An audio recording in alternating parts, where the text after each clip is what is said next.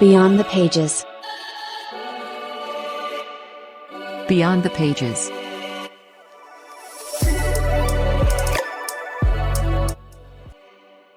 Hello everyone, you're welcome to another important and exciting episode of Beyond the Pages podcast. This podcast is brought to you by Accessible Publishers Limited. This is where we explore educational topics. We'll go beyond the pages we see every day and we explore the stories behind those pages.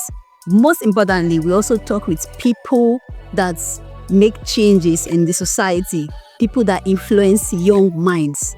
So, you're welcome to Beyond the Pages podcast. My name is Uchechukwu Judith Nwafo, and with me here is Oyeyele, Oluwakemi, Ipemeshinegba. It's such a pleasure to have you here again on Beyond the Pages podcast. And this is our 31st episode. And in this episode, we are going to be honoring International Men's Month. And the theme for this year is celebrating men and boys, which reminds us behind every strong man out there is the boy who dare to dream or a book that shows him how to.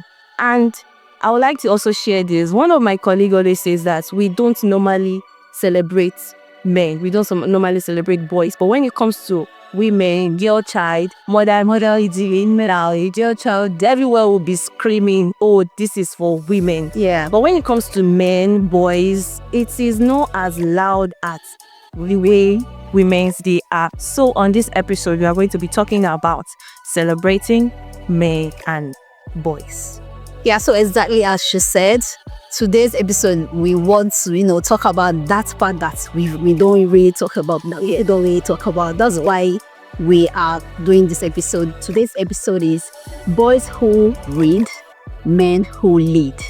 So to be able to groom men who leads the society, leads everywhere you see them, takes important decisions wherever you see them. Make informed decisions. You have to start somewhere. She said there is always a book that taught the boys how they can.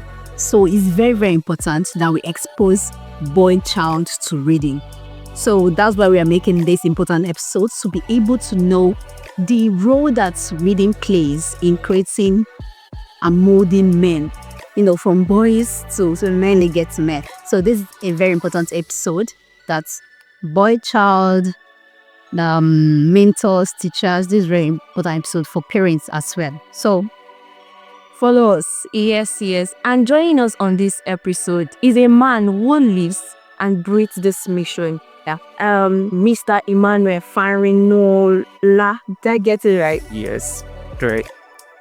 So Mr. Emmanuel is a creative communicator, a faith-driven leader, and a storyteller. He is the marketing manager at the Black British Book Festival, a Joberman Nigerian training facilitator, and host of the Gospel in Truth podcast. Mr. Emmanuel, we are so thrilled to have you. I'm so honored and excited to be here. Thank you so much for having me. I'm excited about this topic. Okay. So you came prepared? Yes, I Okay, no problem. Yes. okay, we are also excited as well. At least one good thing is that we have somebody that is very passionate, yes, to talk about this with us. So it's a very important topic and I can't wait to get into it here. So welcome once again to Thank you very much for having me. Yeah, so let's go to the first question. November is a moment that we talk about men more. We try to talk about topics that discuss men. There was this, I think last 2 years when they were celebrating Men's Day, it talked about mental health, the theme for that year. So one bank made a post on men should speak out more. Men should, if you feel like crying as a man, should clap. Men should cry. So I was talking about it. Like most men I talked with, they said men are not meant to cry. That is somehow for a man to cry. That if you are crying, what is a woman next to you meant to be doing? That is not normal for men to cry out. And I was like, it's something that adds up to the suicide rates and everything. Like you're bottling up, you're trying to be a man. Yes, and you actually said that men are the highest people that commit suicide. Is that true? Yes. Yes. Yes. According to statistics, the rate of suicide is higher in men than in women. You see, men shouldn't cry, women should cry. No, crying is not particular to women or to anybody. Crying is particular to human being. As long as you are human, as long as you have blood, you have brain, so as long as you have your sensory faculties working, you can cry, and you should cry if need be. And there's a way you release yourself in all of this. There's some societal expectations, some cultural narrative that men should behave in. Yeah, there are gender roles and gender expectations, but when it comes to being emotionally available, emotionally vulnerable, it's just a human thing, not any gender specific. Do you know that most men feels like when they cry, it is you trying to show a sign of weakness? Yes. Just as I said, is a societal construct. It's the way society has portrayed men, or has said men should be, and it's also a way that we have defined masculinity.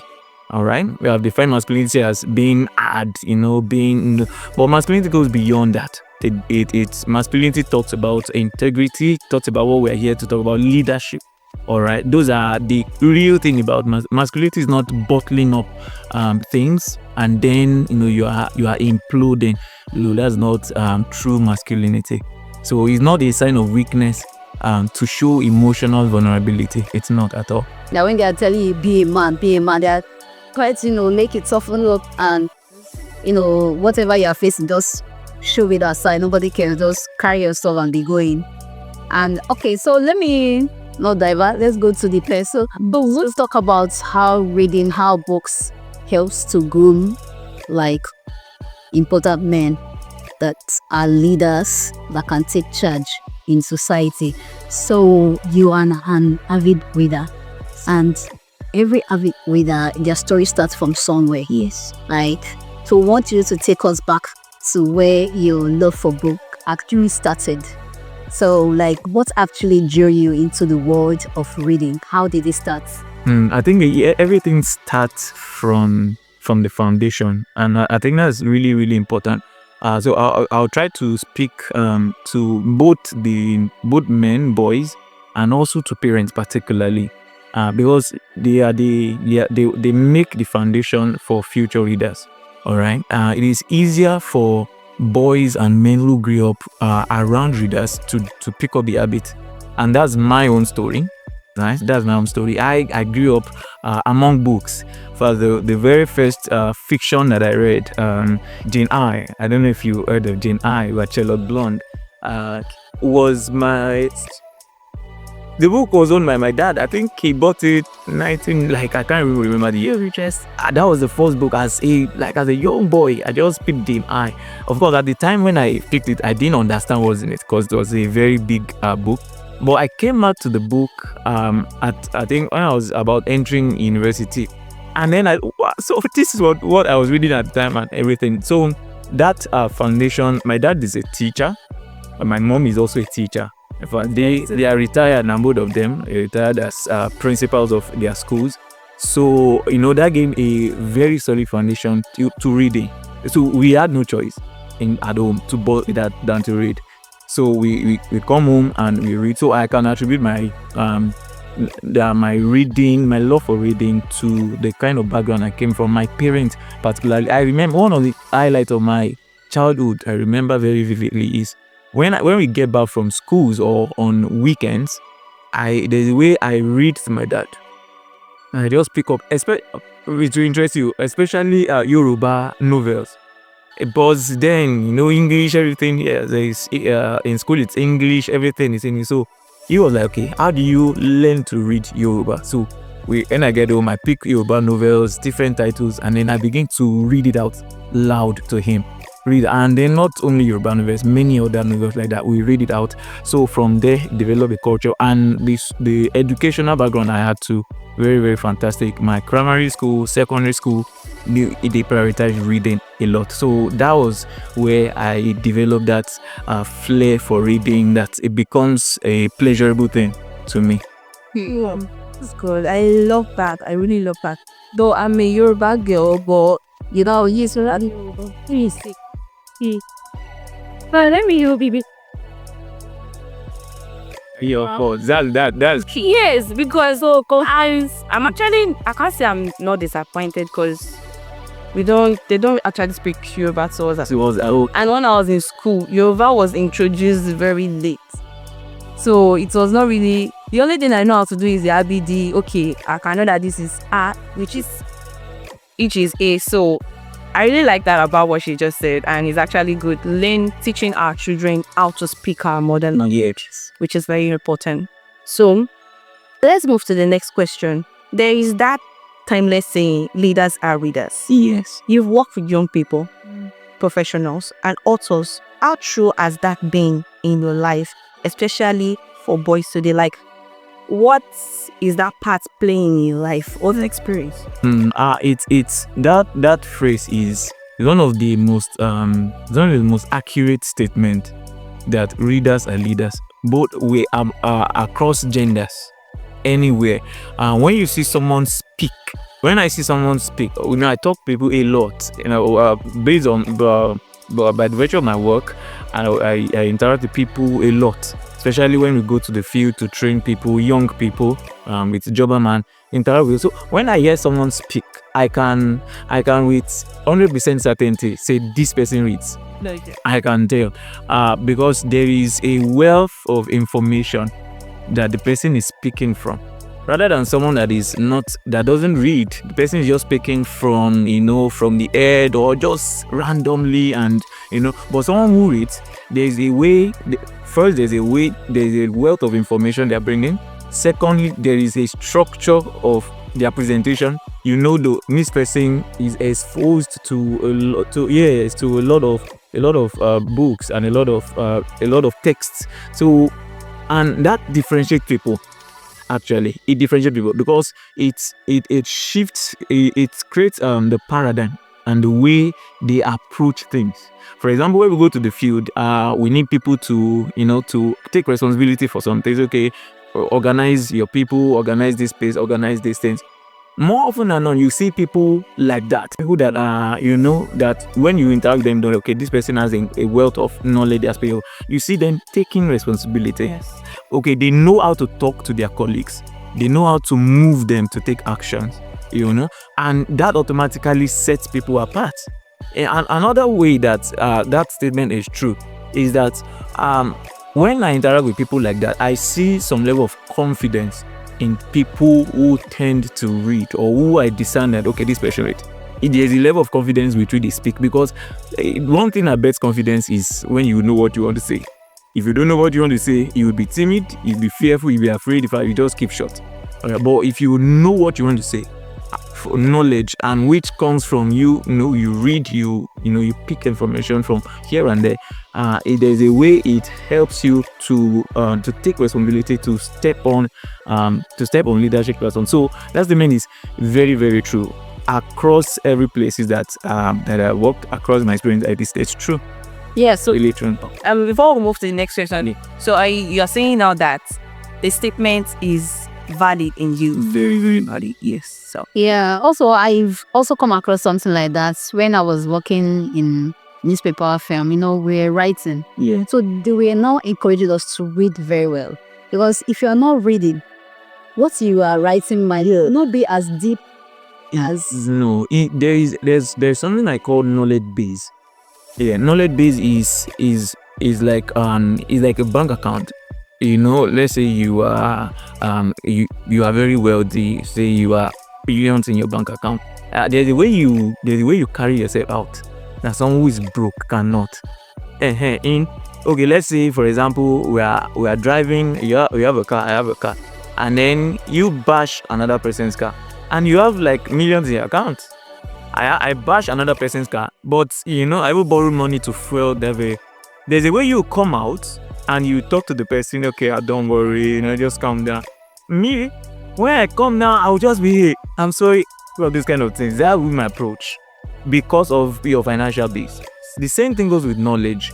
Knowledge base, there's a way you come out in the open. There's a way you come out publicly when you have a robust base of knowledge. All right, there's a way you come out, especially when you start stepping into important platforms. I know now is the age of social media. People are bold. Some people say rubbish and they are very loud about it. yes, But when we start talking about platforms, leadership platforms, places of impact, all right, where real matters are being discussed, what gives you confidence to really stand on those platforms is your knowledge base, which you get largely from reading. Yes. Okay, so we've talked about knowledge base a lot. I want to explore beyond knowledge. There are other leadership qualities that is needed, and which books can also help to teach, like emotional intelligence, empathy, courage. So from your point of view, how can reading help boys to develop this kind of qualities that are not knowledge-based, but say emotional intelligence? So that's really good. All that I realized about reading is that reading is like for me, reading is like an escape or a window of exposure beyond my immediate circle. All right. Now I've not been to Europe, for example. I've not been to the United States, for example, but I know a lot. Apart from the fact that my organization is based in the United Kingdom, but from reading about their culture, reading novels that is set in their culture, in their climate, I understand what is going on with them. So I understand their people, understand their culture. So when I relate with people from there at work level, I can come to their level. Yes. I can know how. Okay, there's a way you talk to Nigerian. You don't talk to an European person. You will be hurting their emotions. You can talk to yourself, Nigeria. You can just say anything and anyhow like that. When you talk to an European or American like this, they can begin to cry. So that is soft, very soft because of the way their culture is. Now, reading helps you to understand people. Now, that's even exploring fictions and things that and books that explore people's culture. So there are books that are also scientific in nature that explains these things. There are books about human psychology. There are books that are emotional. There's a book I read, Emotional Intelligence. That's actually the title of the book. There are emotional intelligence books that when you read them, you understand. One of my best books that I've read so far is How to Win Friends and Influence People. I don't even read that book by Dale Carnegie. All right, that book talks about human psychology. How you can meet someone for the very first time and you leave an indelible imprint in the person. Now, from there, you can gain a lot. So books open people to knowledge, and from just reading, you learn all of these. We call it soft skills. You learn soft skills. You learn empathy. You learn emotional intelligence. You learn leadership. You learn, you learn how to take responsibility. In fact, you can learn time management. One of the other books I've read is An Enemy Called Average. And in An Enemy Called Average, you learn how to take discipline over your time, how to take discipline over the things that you have to do. So books is very important, especially when boys are exposed to it early. They see a world beyond them, and this is very, very important. And let me speak directly now to Nigerian boys and Nigerian men particularly. A lot of us might not have the resource to really go out of our immediate enclave, immediate place, right? A way to exploit even without being physically out of where you are is by reading books. A way to examine other is by reading books. And like that, you're exposing yourself to world global level leadership abilities. Okay. But when in our current world now, Yes. that people watch films more than they read book. You think it's the same impact, the same effect? No, they are different. They serve different purposes, although they can still be integrated. All right, they can still be integrated. Of course, we know there are drama books, all right, which can be adapted into movies. There are a lot of movies that are actually adaptations of years of books. Yes, so there's a way they can play, but when it comes to the way the brain works, all right, when it comes to the way the brain works, there's actually a lot of science behind all of those things.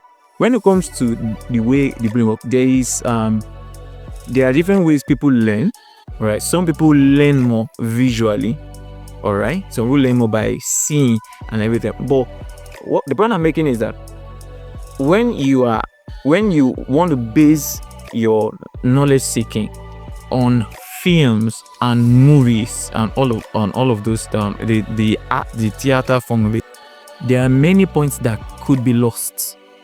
All right, there are many points that could be lost, or there are many details that you won't find as in reading books. For example, when you are reading books, you are learning more than the script or more than the message. You are learning new words. You are learning new grammar. You are learning new syntax. You are learning how to write. You are learning how to read. And learning how to become a better reader. You are learning how to speak. All of those things you might not get it by just watching a movie. Even imaginations. You see, yes. For in movies, they have summarized, or they have cut the imagination. They have put it. But in books, the whole thing is playing your mind. You are picturing it, and it's just it's stimulating to very, very interesting, because though I would say there's a little bit advantage to drama that was extracted to movie, because it's not everybody that has that financial ability to get a particular good. Yes. But almost everybody nowadays now have access to digital. Yes. So that they can download it. But at least there's still a disadvantage, because once you are very, very attracted to it, you get addicted to it, you will not want to read again. So let's go to the next question. So one concern we often hear from parents and teachers is that many boys believe that reading isn't cool, and it's not masculine. So why do you think that perception exists, and how can we rewrite that narrative from this generation or the next generation? That's a really, really important one. Actually, there's a bit of science for people that for the psychologists and everything. There is a little bit. It exists, but it's not that much. There's a little bit of difference between the way the male brain is, rather than the way the female brain is. The male, yes. The male brain. Are you trying to say that we female we are canoid? That's good. Is difference. The difference is not how do I put it now? Difference does not mean if I say okay, I'm different than you. We're not saying I'm better than Higher. Okay. We can be different, but not unequal. Here we are unique. Now, male brain or mind is majorly spatial. They call it spatial and mechanical oriented. Is wired to perform more mechanical functions. All right. So you see, men, they are more aggressive and all. This is a very science based fact. But for the female wiring, they are more memorable, retentive. They pay attention to details. But a guy just wants to come here, get this thing done, and leave the place. That is the wiring. All right. Now, so that is why the narrative abstract. I know I said it earlier that difference exists, but it's insignificant. Is it insignificant? And it's not the basis to say that reading is not masculine. No, reading is not gender barriers. No, it's not gender based, right? So reading is for everybody. Now, why that explains why some people think that maybe reading is not gender based, and it has continued because of that narrative, and that narrative has to change. That reading is for everybody. Reading is for everybody, and it starts from childhood. It starts from the home front, from the parents insisting that okay, it's not just ladies to the kitchen, ladies go and pick your book. Oh, ladies don't play, go and be reading. Oh, I'll just leave the guys. They can play video games. No, it starts from there. That let everybody be exposed to reading. Because the import of reading is not only relevant to the female child, all right, is relevant to the male child. And let me also speak, of course, I believe that some very, very serious stakeholders might eventually get to listen to this or to watching. I feel I work in by organization, the Black British Book Festival. Work in the publishing industry as well. And one of the things that we see is that there is a large gap.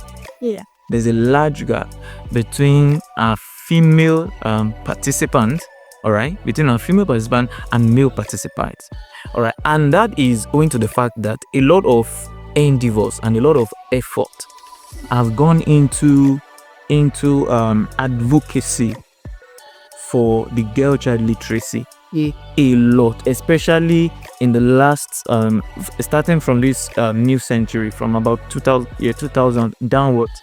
A lot of things, advocacy, the girl child movement, train the girl child, raise the girl child, a lot of things. In fact, for an organization I work with, the target that was given to us from the partners of the organization is to train 80% female, only 20% male. What about the guys? No. I think I understand. Yeah, I understand it. And let me give you the backstory. The backstory is that before now, there is what we call gender inequality, and it exists. We can't deny it exists a lot. All right, that okay, maybe because women, they are not exposed, they are not allowed to go to school, and all of those kind of things, it exists. However, now I feel that we are already creating another gender inequality from solving a gender. Because I think some places in Nigeria still think that maybe they are just going to train their male children. Their female children will just be at the background, learning how to cook. Yes. To children. Yes, it still exists, yeah, and I can tell you for a fact it still exists, especially in some regions of the country right now. But in many areas, particularly the urban areas, all right, I feel that there is what we had for female child before was marginalization, and we still have it in some places, as you say, is marginalization, that the female child, the girl child, women largely are being marginalized. But right now, what we're having for the male child is not marginalization, it's neglect. It's like nobody cares, like you will become worse. And that is why you see what the male children are becoming now. It's just a matter of just looking around, you see. So I feel that a lot of work needs to be done to begin to rewrite that story. That as we are giving attention to the female child and we're ensuring that they are becoming someone, we should not fall into the error we are trying to correct. Yes. Which is to make sure that all children, they are exposed to what they are supposed to be exposed to. It's equal, yes, and everything. Balance. There's a balance. Yeah. The balance. And this is important for parents. It's very important for parents. You at least until the children grows to some certain point, you are responsible to ensure that these things are in them. Yeah. All right. So if you see your male child not caring about books, they're coming back behind in school and all of it, is your responsibility to say no, not under my watch. Yes. You are going to pay attention to this and all of this kind, and not excuse and say, okay, it doesn't matter. Going forward to the next question, representation really matters.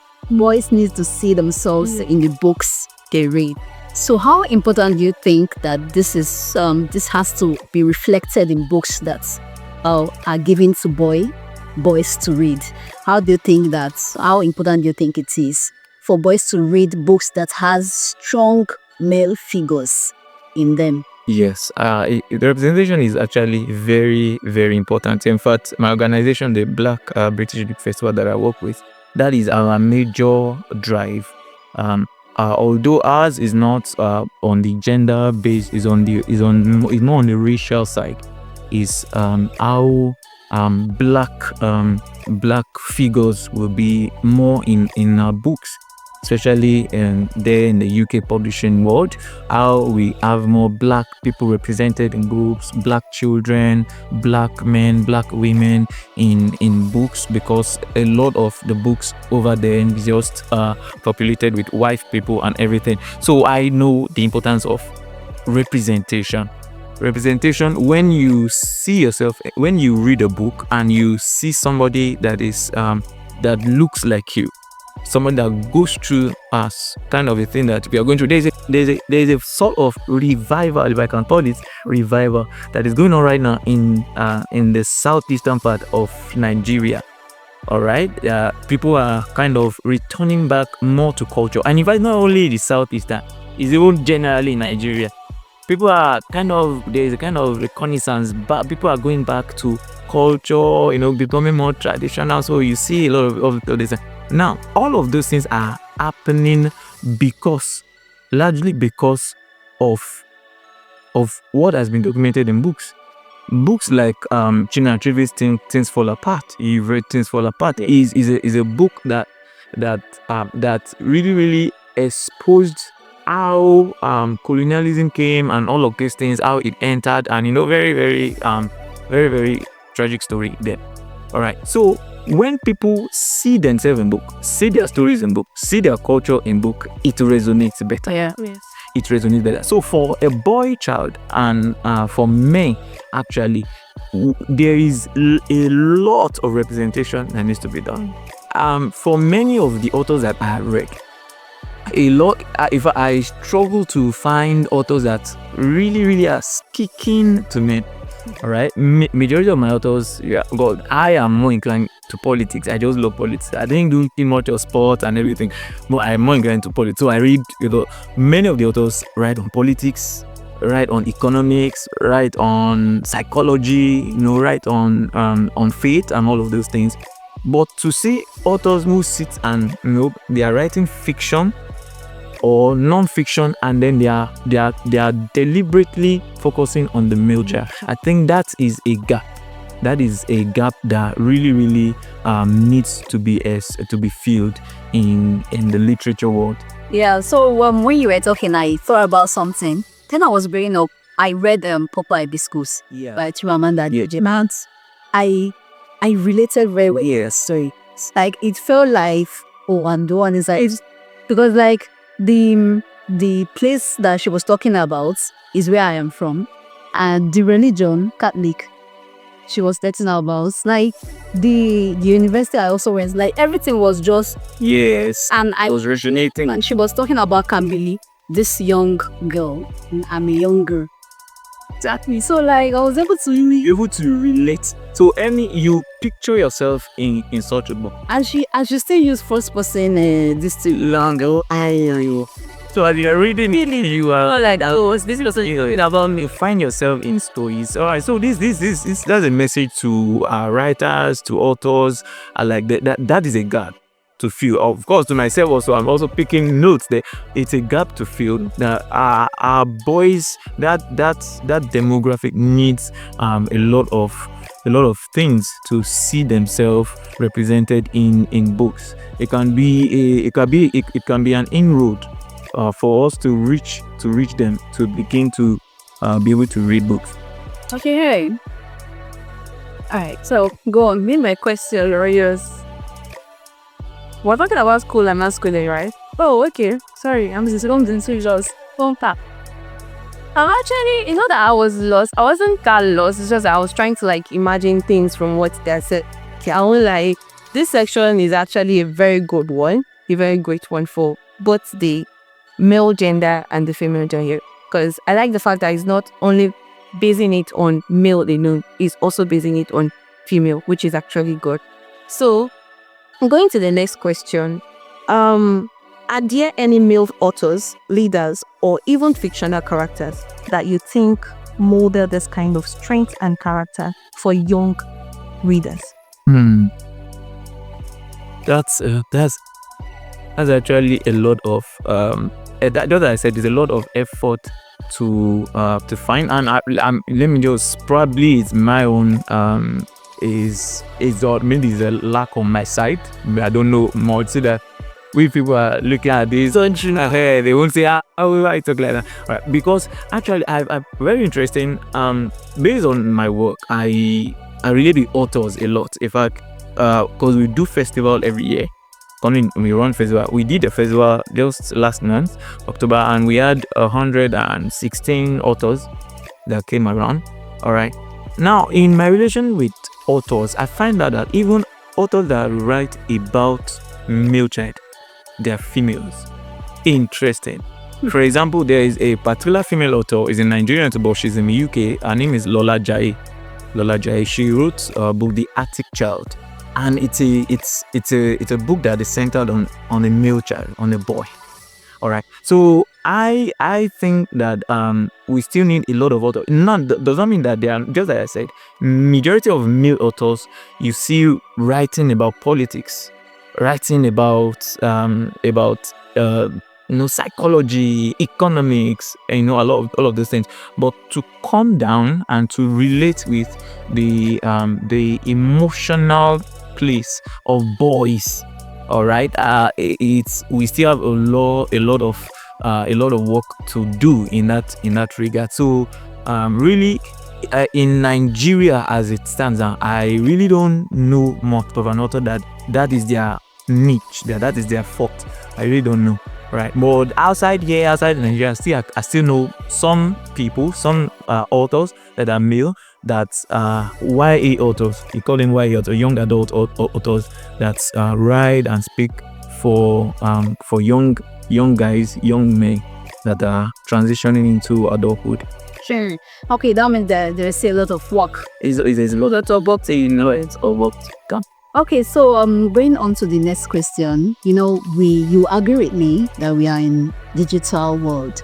People are drawn to their screens. Yes. Like wherever you see people, you can see a room of 10 people and nobody's talking to anybody. Everybody is pressing phone. And the person might even be laughing, like very, very engaged with the phone. So how do you think we can make reading appealing again to young people, especially to boys? Let me not just say you. So how do you think we can still make reading appealing so that they feel like it's worth it?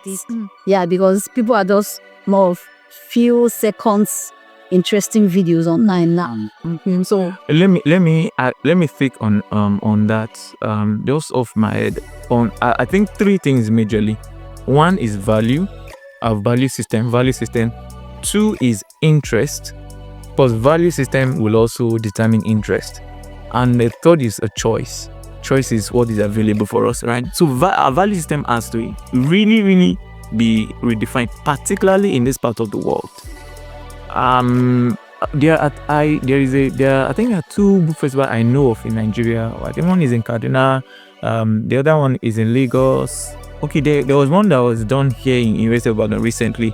One in Lagos is the Ake Book Festival. In this part of the world, our value system does not appreciate reading too much. And particularly, and I don't mean that insultingly, very respectfully. Particularly in this present time, we have placed so much value on the showbiz, on UK. What do you have to show for it, and all of this kind of thing. So you hear people say, what does reading give you? All of your reading. So people attach reading to people that are just that just want to be edgy and nothing to show for it. Especially they do ask you, you're reading. What are you? How much are you reading? Where is it taking you to? How much has it added to your pocket? So so if you now say you want to invest your time in reading, you feel like for example, I got the latest book by one of the business. I don't want to mention it. One of the books by one of the businessmen in Nigeria. He just wrote the book, and when I was getting the book, a part of me was like, this book. If it was not, I think I need the kids. If it was not I just love reading. And also, I'm interested in he's a successful person. Whether you like him or not, push your sentiment aside and just learn what he has to say. If not, I will say, this money is too much. I can't spend my money on this. I rather gonna spend my money on whatever thing. Value system. So we currently value showbiz. Who is trending? Who is reigning? We are not really looking at depth. We're not looking at the substance. What is this person really bringing to the table? What is this person adding, particularly to people? We're not looking at that. All right, and until we start looking at that, until we start changing the narrative and changing and addressing value system, will be etched on our devices. What are people looking at on their devices? They're looking at things. There's something called doom scrolling for the media people understand. There's one doom scrolling. You scroll on your TikTok, Instagram, Twitter, whatever. You scroll until you are tired. Maybe you just sleep off. You navigate. You leave Twitter. You leave TikTok. You enter into Instagram. You leave there, go to Facebook, from there to TikTok, from there to YouTube, and like that you are. And what are you looking at? You are looking at the flamboyant lifestyle of people, and you're admiring it, and you are getting depressed, and you are getting stressed based on that. Oh yeah, I be like, God, doing. So now, if you are doing all of those things, to go from that to picking up a book will look like a death sentence. Like something, when you are doom scrolling, what is happening is the dopamine level in your brain is being increased. That's what content does. People into content creation, they want to create content. The lighting, the editing, everything, the sound is created to actually to stimulate dopamine in you. So to move from there to now picking a book is like no. So value system has to change. Secondly is interest, of course. When value system is changed, our interest will also change. Now, how we can now do that is we can't separate people from the phone right now. That's where many people is. In fact, many people conduct businesses on their phone, they work on phone and everything. Now, what we can do to bring reading at home for people is to enter through their interest. Just like I said, now I am not a sports person. I don't really know into sport, but there are people that love sport, and there are children that from their childhood you see, okay, this person has a love for sport. Why don't we start from books about sport legends, but their biographies? For example, if Cristiano Ronaldo, now I know Cristiano Ronaldo, I know Lionel Messi. If Cristiano Ronaldo writes a biography today, it will sell out. Yes. If you Messi writes a biography today, it will sell out. Their fans will either buy, maybe due to stanship or whatever thing, they are going to buy it.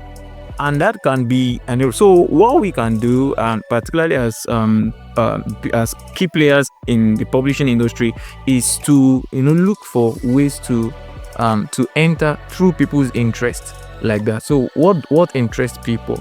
So when we are probably writing or we are scouting authors and everything like that, those might be areas of interest to look up. And then the last one is choice. Alright, choice means that let us make options available for readers. Alright, let us make options available for readers so that when people are looking for what to read, particularly from Nigerian authors, they have options. So it's not just that everybody's writing about fiction. Let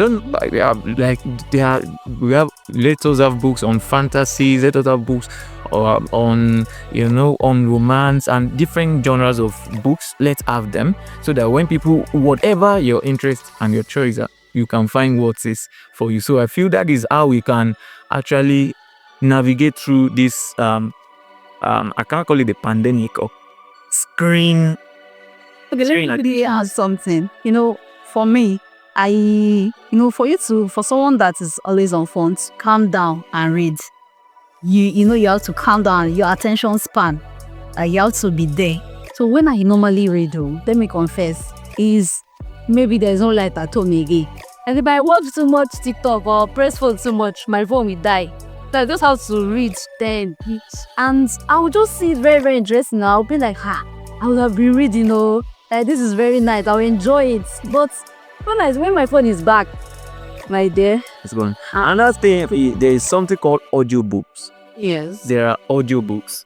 All right. Those are gaps for us. And thankfully, I'm in a publishing house. So those are areas to explore. There are audiobooks where authors narrate their book. For many people, they find it a lot more interesting to read audiobooks Okay, so you can just like they buy at Hardcover. a hardcover book, a printed copy. They can buy another book, and then they are listening to it. They are taking them through the whole story. In fact, there are some audiobooks that people bring the effect. Yes. So there's an author in the UK, Kelechi Okafor. All right, when she came to a festival, she came with the drum because the book had to do with blindfold. So she came with blindfold, shared it to the audience. They were on blindfold with the drummer beating the drum because that was what the book depicted. So if that book goes into audiobook and people are reading it, they are visualizing what the person is Actually, yes, and they will enjoy it. So there's audiobooks, and there are many ebook applications also that can help. People say, okay, you can listen to the book, you can just press play, and the thing is playing to you and you're listening. So it's just a matter of value system, and people need to value reading a lot. yes. I'll actually also confess, because there was a time that someone used to tell me I should read Ashanja. I'd be like, I'm not really someone that loves you. But he now did something, said, okay, there's this settings on our phone that I think parent-child control Yes, but this yeah, to show you how many hours. how many things on each app? Yes. So he gave me one of the audiobook copy that I should download the app. I downloaded it. Then he said, okay, I'll check it back in the next one. Okay, that 1 week came. Then he went to my phone. He went there, he saw that, okay, others were hours. But that one was just me. Minutes, imagine. I was like, okay. Then I changed. It helps me a lot. Yes. It really helps. Because now, even to carry a hardcover book now is very hard for me. Because I have something I go back to. Yeah. So that I listen. Yeah. And it's actually helping. So maybe if we can also do that for those that don't like to read hard copy like that. There's a lot, but let's know there's a lot of could say. So for parents and teachers, that will be for the next question. For parents and teachers listening right now, what practical steps can they take nurturing reading among boys beyond the classroom walls? Beyond the classroom walls, how parents and teachers can you see, just as I said when I was starting and I shared my own story, I developed reading habit by seeing people around me read. I see my dad read. When I enter his room, I say go. So it's like that's my life. That's what I'm exposed to. If a parent is interested, okay, I want my boy to read, to start reading, you demonstrate it. All right, be a reader. Not necessarily books. There are newspapers. There are different kind of things like read. Oh, and then as you are reading it, like invite your child, your boy, to the conversation. Oh, did you hear about this? This I'm reading right now. Like engage in a conversation like that. You are bringing it. So when you drop that newspaper, he will come back to check it. And luckily, and this is a plus for us, that the generation of children we have right now, they are curious. They are curious children that we are having right now. So I think that helps if we are able to channel that curiosity into reading. All right, because they are always asking, okay, why is this? How is that? How is that? So a parent can point their child to books. Okay, you have your answers. Okay, I can give you an answer. However, if you want to learn more, this is a book. Buy books for them. And all of these are outside the classroom. Another thing that can also work is the concept of book clubs. In book clubs, and I don't know if it's common. I don't think it's common in this part of the world, but over there, because of my exposure there, it's common. You see book clubs. They are a thriving thing. You see that community of people. They mostly it's online, all right, and maybe occasionally they just meet to be together, all right. So book clubs can help. For example, I'm in a mentoring group. I'm part of a mentoring group that every month we read a book. That's aside from what I am reading personally. That group forces us to read a book every month, and we read it, and because we have a meeting with our mentor every month, and then we review it. Everybody review. Okay, this is what I read. This is what I gained. This is what I saw, and all of that. So it helps. Book clubs. It helps a lot. Out beyond the walls of of the classroom. Yes. Okay, but what about a child now that whose parent is always busy? They don't have his time. We only keep him with the nannies. What can they do for that kind of child? And there is no what kind of word will I use? Okay, there's no strength to put in a book club if we have. Yes. All right, and that's a very, very good one that you raised. It almost skipped my mind, so that people listening, we are speaking to different people at different economic levels. So everything I know, maybe we are speaking out of privilege or something. For people like that, it's still a conscious effort. If you want to make a reader out of your child, it's a conscious effort to provide resources for that child. And what are the resources? It's still books. It's still books. You can provide books for the child. If the child is always with the nanny, leave it with the child. There are different books for every age, for each level. Yeah, for a child maybe 2, 3, 4. There are picture books that they can always be looking at, and they are seeing the illustrations and everything that is there. All right, and as the child grows, because that foundation has been given to the child, as the child grows, they are adapting and they are going through it. And also from there, if it's a conscious effort by the parent, you can begin to expose your child to the concept of libraries. Public libraries. There are libraries. These are the things that we don't really explore. Okay, there are public libraries that you can enter, learn books, and go. When I was in University of Ibadan has a central library, Kennedy Library. I go there occasionally because for every University of Ibadan student, they give you a card. You have an ID card. You have a library card actually. So you go there with your library card. You can get books and you return it. Those are things that that can be exposed, that the children can be exposed to. Now, another thing, lastly on that, particularly for teachers and also schools, and even for everybody, one of the things that one of the issues that we are currently having is there's a lack of male teachers in our schools. Largely speaking. That's actually true. Because if you go to schools now, most of them are female. Yes, and that's a very, very, because I had to check it out before coming at the data and everything. A lot of schools, the majority of the teachers, they're like 75% to 80% of the teachers are female. Now, it's if boys don't see people to look up to model to them, there's no way they can say, okay, this is a pattern of life that I want to get to. Again, goes back to what I talk about, value system. Our value system as a country has relegated teachers to the backside. So if you tell someone, what are you doing? Oh, I'm a teacher. They look at you and say, okay, don't worry, God will open door very soon. Right? What do you mean? By God open, is not? It's supposed to be something of value, but we pray for them because we just take the teaching job as something that we just do for the meantime until the bigger one open.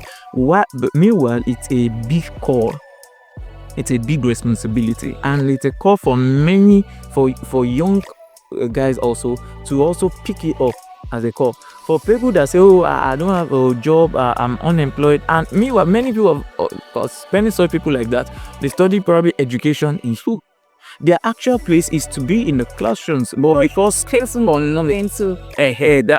big classroom is not going to in your family. That's also another, and that is why we are calling. That's why this podcast is going, and it's going on international message. Governments, people looking at this or watching or hearing this, is also a call. There is a lot of work that needs to be done in the education sector that people will want to pick up the teaching job. It is very, very vital. Teaching job cannot. One of the strongest things I have are the teachers that I had to bring up. I can name virtually all my teachers from primary school to secondary. I can name them because of the impact that they made. So we can't, if we if we relegate the teaching occupation, we relegate schools, and we push it to the backside, we make it just place where people that don't have anything to do goes there, we are not creating a solid foundation for our children. Yeah. We are not creating It's true, because when I was 7, I have this friend, Farinuola. She studied early childhood. And when we finished, she said she's looking for a banking job. I was like, how? That's the first thing, comparing it or connecting it together. She said, oh, so Fekimalo for diaper, Abikimalo ko AVC. Sorry for using you, but I just want to like express what she means. So if the government can actually do something better on yes, we'll actually be good on the nice days. Yeah, exactly. It was when I even see private schools around. Yes. They can't even employ qualified teachers because they can't even pay them. So they will now like use someone that is still in secondary school. Yeah, Someone that's just still that's good. That's a very, very bad reality that we are having now. That secondary school graduates are the one teaching in the class for us. It's bad. It's bad. All right, and we are. I'm calling on the government, calling on stakeholders, calling on non-governmental organizations, everybody, to please really look into this, and please take it as a matter as we've had our education system right now needs a lot of intervention. We can't talk about leaders if we are not taking the educational aspect very seriously. And in fact, see, if we take a back seat on education, it's a deliberate, intentional sabotage of our leadership future. Because how do you want to grow leaders in the future if you are not giving them the right things that they used to grow? There are some people that have weaponized illiteracy. All right, make people deliberately illiterate so that they'll be the only one who knows what's going on and they can use that to govern people. Yes. So we are talking about raising leaders for men on International Men's Day. It's a call for government to really look at the education sector and fix things there. Okay, thank you so much for this wonderful episode. It has been an amazing one. Thank you so much. Discussion. But before we wrap up, all right, I want to ask you the final question. Okay. Before we wrap up. So, if you could recommend one book for a boy child, okay, every boy child should read it before they turn 16. Like, if you can recommend, which book do you think? And why? Why do you think difficult? You have to read that book, like it will help to shape them. Okay. Yeah. If there's a book, it's a difficult, I can tell you. Okay. There's no e-book, but if there's one book I feel everybody should read, a boy should read before 16, because 16 is a very pivotal year. Every year is pivotal. For some people 16, for some people they're 18, for me, I think I got that bam when I was 12. As young as I just got that. No, I have to be serious with my life. Do you know? So for a boy child, I recommend the 5 a.m. club. The 5 a.m. club? Yes, the 5 a.m. club. I read it later when I was maybe 20 or 19 when I read 5 a.m. club. By Robin Sharma. Robin Sharma. Yes, very powerful book. It's kind of a fiction, but man, it's loaded and it's very good. It will reshape the way you carry yourself and the way you pay attention to your life. Yes, it will reshape the way you pay attention to your life and how you order your day, how you think about your life generally, and how you think about your day specifically to achieve your goals in life. Okay. Thank you so much, Mr. Emmanuel. Yes. Thank you so much for sharing your insight, your wisdom and passion with us. It's actually been an absolute passion and pleasure for having you here on Beyond the Business. Thank you. It's an exact privilege to be here. And thank you also for scheduling us in a very short while. Oh, yeah. Appreciate this. It's an honor. Thank you. Thank you. Thank you so much. Yeah. So thank you once more for honoring our invitation for this impactful episode. I don't know if you have any other thing to add before we wrap up. All right. I just let me just end everything by saying that you have a great future. For every boy child that is looking at me, you have a great future. Doesn't matter where you are currently, you can pick up things better. All right. You don't have an excuse to say, oh, I don't have anybody to look up to. All right. If you have a period to hear this, to look at this, I can say, look at me. All right. And even if peradventure you don't have the opportunity of access, you can look around you. Look at people that look like the future that you're going, and look at them. All right. Don't sabotage your life. Don't sabotage your future on the altar of gambling, on the altar of of financial fraud, on the altar of drugs, on the altar of addiction. Please, you have a very glorious destiny, and make sure that you pursue it with everything that you have in you. The sky is just the starting point. Yes. So I think you've also heard directly from him. Every boy child, you have a great future. So I want to appreciate our wonderful listeners who has listened to this point. We thank you for tuning in and staying true and listening to Beyond the Pages podcast. On a very special note, I also want to add my own. He said, you have a great future, right? Yes. So I want to also add that every page a boy opens, like you are opening a lot of things. Like when you're reading a book and you're opening any page, as you are reading, you're opening a lot of doors. You are opening a lot of knowledge, learning, a lot of skills, a lot of abilities. So you have to do this. You have to keep reading. You have to start reading if you've not started. Because you also need to know that if you are reading, there's a probability to be a leader in the future. You are grooming a lot of skills. So it's a call to open a book today. So parents, teachers, this is an important episode for everyone to start reading.